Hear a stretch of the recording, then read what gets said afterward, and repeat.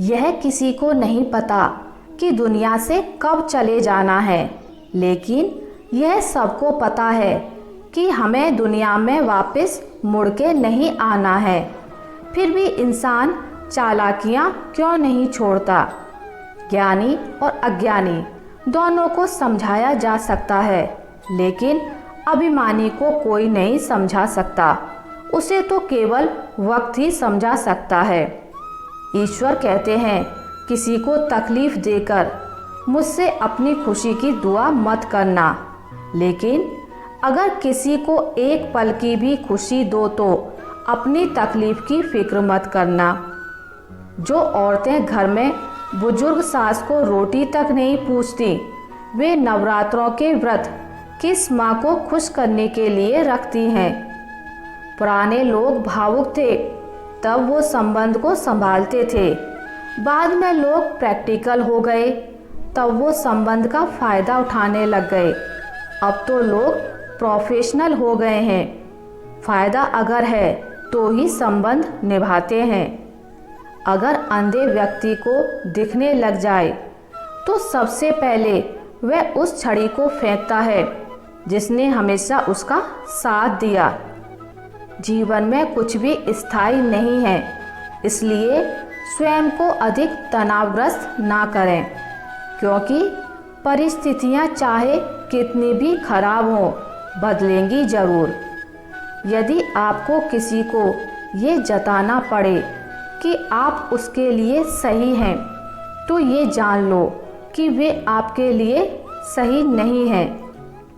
सलाह हारे हुए की, तजुर्बा जीते हुए का और दिमाग खुद का इंसान को कभी हारने नहीं देता। दूसरों की खुशी में अपनी खुशी देखना एक बहुत बड़ा हुनर है, और जो इंसान ये हुनर सीख जाता है वो कभी भी दुखी नहीं होता। दर्द ना होता तो खुशी की कीमत ना होती। अगर मिल जाता सब कुछ केवल चाहने से, तो दुनिया में ऊपर वाले की ज़रूरत ही ना होती। कभी किसी की बुराई मत कीजिए, क्योंकि बुराई आप में भी है, जुबान दूसरों के पास भी है। मौसम चाहे कितना भी बदल जाए, पर इंसानों की तरह बदलने का हुनर मौसम को भी नहीं आता। जीवन में खुशी का अर्थ लड़ाइयाँ करना नहीं, बल्कि उनसे बचना है। कुशलतापूर्वक पीछे हटना भी अपने आप में एक जीत है, क्योंकि अभिमान की ताकत फरिश्तों को भी शैतान बना देती है, और नम्रता साधारण व्यक्ति को भी फरिश्ता बना देती है। सही कर्म वह नहीं है जिसके परिणाम हमेशा सही हों, अपितु सही कर्म वह है जिसका उद्देश्य कभी गलत ना हो। जिंदगी में पराया कोई नहीं होता, सिर्फ मन का वहम है। भरोसा रुका तो इंसान पराया हो जाता है, और सांसें रुकी तो शरीर। लोग मुझे पसंद करें या नापसंद, मैंने सोचना छोड़ दिया। मुझे खुद को पसंद करने में सालों लगे, अब दूसरों को समझाने के लिए इतना वक्त नहीं। मुसीबत में फंस जाने पर मनुष्य को ग्रह दोष, वास्तु दोष, पितृदोष, शनि दोष, काल सर्प दोष सब दिखाई देने लगते हैं, केवल खुद का दोष दिखाई नहीं देता। इंसान तब तक सलामत रहता है जब तक वह परिवार से जुड़ा रहता है, क्योंकि परिवार से अलग होने के बाद आज़ादी तो मिल जाती है, लेकिन संस्कार चले जाते हैं। जिसे जीना आता है वह बिना किसी सुविधा के भी खुश मिलेगा।